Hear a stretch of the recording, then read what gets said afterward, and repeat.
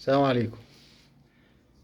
لاحظت في الفترة الأخيرة إن في هجوم على الأهلي، وبحس إنه ممنهج، إنه متنظم، إنه مقصود.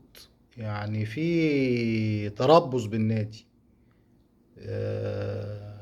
لو خدنا بالنا نلاقي إن مثلا من ساعة مشكلة القندوسي والكلام اللي طلع قاله، القندوسي بيملك عقده النادي الأهلي. فهل القندوسي لما طلع في اون تايم سبورتس على التلفزيون مع ابراهيم عبد الجواد كان واخد موافقة النادي انه يطلع، ولا هو في الحالة دي بياخد موافقة سيراميكا؟ ده سؤال عايزين له اجابة. ولما طلع قال الكلام ده وحصل التحقيق، والاهلي نتيجة التحقيق انه قرر بيع القندوسي، ومعاها قرر اعادة هيكلة لجنة التعاقدات بإدارة أمير توفيق. طب هل هو في حاجة ظهرت على أمير توفيق؟ يعني لو ما فيش حاجة ظهرت، طب ليه في التوقيت ده؟ وبرضه لو استنوا وعملوها قدام، برضه الناس هتقول ده برضه علشان خاطر كان في مشكلة القندوسي، وده السبب في ان امير توفيق اتغير. الحقيقة ايه بالظبط؟ كان المفترض ان الاهلي يطلع بيان بنتائج التحقيقات يقول وصل لايه بالظبط، انما هو قال بس انه ايه، انه مفيش مخالفات. اه ممكن يكون مفيش مخالفات مثبتة، لكن ده ما يمنعش ان ممكن يكون كان في مخالفة لكن غير مثبتة. ما تقدرش تثبتها على أمير توفيق، ما تقدرش تثبتها. ما هو القندوسي كلام والرد عليه كلام، ما فيش إثباتات محددة.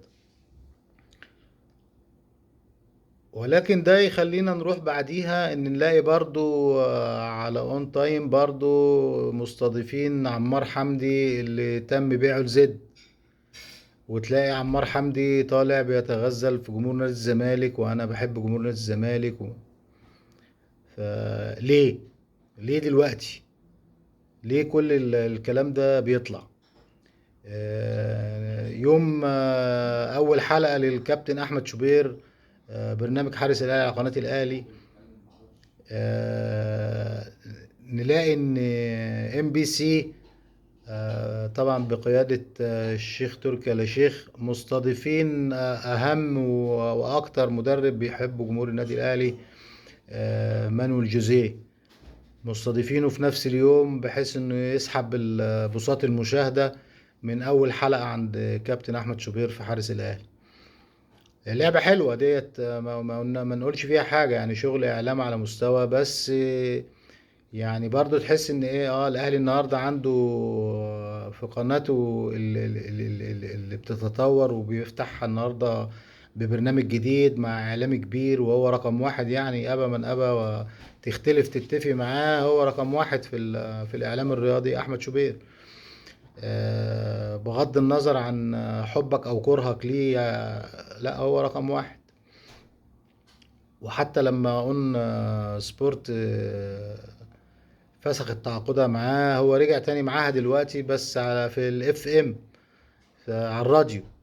بيقدم برنامجه الصبح برضو مع شوبير الساعة 9 الصبح بيجي على الراديو. وحتى هو كابتن احمد شوبير نفسه في برنامج حارس الاهلي تحسه ايه شوية متكتف، لان طبعا كان في الاهلي هو بيتكلم يعتبر بلسان القناة، بلسان النادي. فلو انتقد الزمالك يبقى الاهلي بينتقد الزمالك، انتقد الاسماعيلي يبقى الاهلي علق مش عارف على مين، يتكلم مش عارف على مين. فتحسه متأيد، وبتلاقيه الصبح في البرنامج الإذاعي واخد راحته أكتر، لأنه بيقدر يتكلم باعتبار إنها قناة محايدة. دوت يعني الظاهر إنها قناة محايدة، بيقدر يتكلم في كل المواضيع وفي وعلى كل الأندية وعلى كل المحاور. يتكلم على لجنة الحكام ومحمد فاروق واختلافه مع إبراهيم نور الدين وغيره وغيره وغيره. إنما خلينا نرجع كمان لموضوع الأساسي، موضوع النادي الأهلي. النهارده كمان كان على اون تايم اف ام برضو برنامج الكلام المظبوط مع هاني حتحوت. كان مستضيف الكابتن شوقي عبد الشافي، المدرب الاسبق للنادي الاهلي. برضو تفاجأ برضو ان الكابتن شوقي عبد الشافي بيتكلم بشكل مش كويس على النادي الاهلي وعلى الكابتن محمود الخطيب، وبعدين يرجع يقول لا ده الكابتن محمود الخطيب قيمة وقامة، وبعدين يتكلم عليه بشكل مش حلو. ولا وفي تجاوزات، ازاي مثلا يقول مثلا ايه، انا ما اعرفش يعني ايه تيجي تبرعات للنادي باسم شخص. وبيلمح التبرعات والخلاف اللي كان حصل قبل كده بين الكابتن محمود الخطيب والشيخ تركي آل الشيخ، وحصل بينهم خلاف ساعتها. وبعد كده الاهلي نفسه استدعى الجهة الإدارية من الوزارة للتحقيق، والجهاز المركزي وعمل جرد عن طريق الإدارة المالية. وساعتها بعتوا النيابة نفسها عملت الجرد، النيابة الإدارية، واثبتت ان مفيش اي مخالفات في النادي ومفيش اي مخالفات ماليه في النادي، وطلع بيان بكده من النيابه نفسها. فما اعرفش النهارده كابتن شعب الشافي بيتكلم في الموضوع ده تاني او بيلمح له تاني بصوره مش حلوه.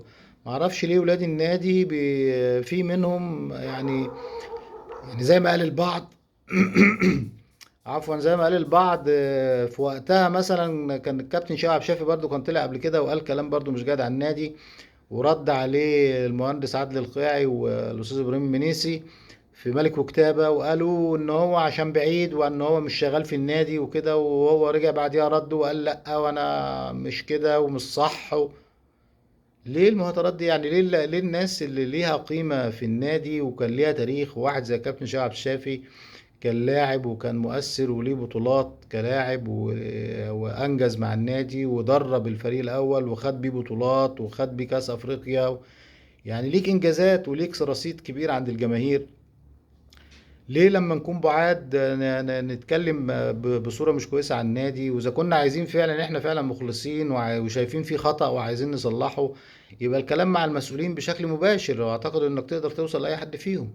انما ان انت تطلع تتكلم عليهم في الاعلام، لا، انت كده في علامة استفهام، انت كده ما بتوصلش تصلح، انت بتعمل ترند. اللي شغال بقى اليومين دول في كل حتة، كل شوية واحد يعمل ترند، القندوسي يعمل ترند وعمار حمدي يعمل ترند وابراهيم فاي يجيب جوزيه يعمل بيه ترند وهكذا. والنهارده الكابتن شوقي عبد الشافي فمش عارف الحقيقه المواضيع راح على فين.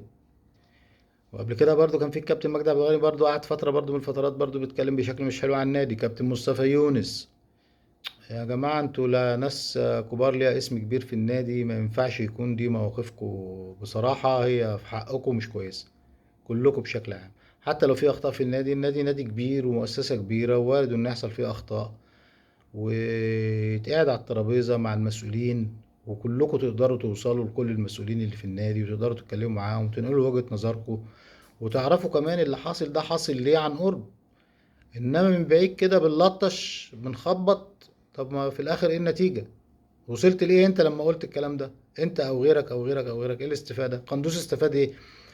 وانا برضو بطلب تاني برضو، عايز اعرف القندوسي لما طلع بموافقة النادي، ولا هو مش من حق النادي ان يديله موافقة وهو معار لسيراميكا ياخد موافقة سيراميكا كليوباترا؟ النقطة دي مهمة جدا عايزين نعرف، لان القندوسي اذى نفسه اذية كبيرة. حتى لو الكلام اللي قاله كان صحيح، كان يجب انه يقعد مع النادي الاهلي، ما يطلعش في الاعلام يقول. فهو في الاخر استفاد القندوسي ولا حاجة، وبقى معروض للبيع اهوت، ويعني مطرود من النادي. حتى لو خدوا اي نادي في مصر سواء الزمالك او بيراميدز، وحتى لو حقق مع مو لعيب كويس، لكن خسر اكبر نادي. مهما كنت لعيب كويس انت خسرت اكبر نادي. حتى الناس اللي انت ذكرتها زين الدين بالعيد طلع كذبك.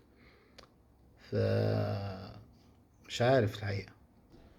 وزي ما بقول لحضراتكم، حتى حلقه كابتن احمد شوبير اول حلقه كان مفترض ان هيطلع فيها الكابتن محمد رمضان وهيطلع فيها امير توفيق، وده ما حصلش نتيجه يعني تنظيمات معينه تمت، وان الكابتن امير توفيق اتفق مع طبعا عن طريق النادي برضو بموافقة النادي انه يطلع مع ابراهيم فايق، واسمع ان الحلقة اتدفع فيها مش عارف 30,000 دولار. فاكيد طبعا الكابتن شوبير قال له الله معك، الدولارات اهم، هات لنا دولارات للنادي. ف... وطلع وكانت حلقة مميزة وكبيرة، واتكلم فيها مثلا على ان على دونجا اللي طلع قال ان امير توفيق اتصل بيه وقال له عايزينك في النادي ومش عارف ايه، ووضح ان ده كلام غلط، وطلب انه محدش يزج باسم النادي بشكل عام في اي حوار بيقوله، علشان يعني يعمل موضوع او يتشهر او ياخد ترند او الناس تتكلم عليه. يعني ما الناس تتكلم في الحقائق، ليه احنا كده عمالين نعمل في مشاكل لبعض؟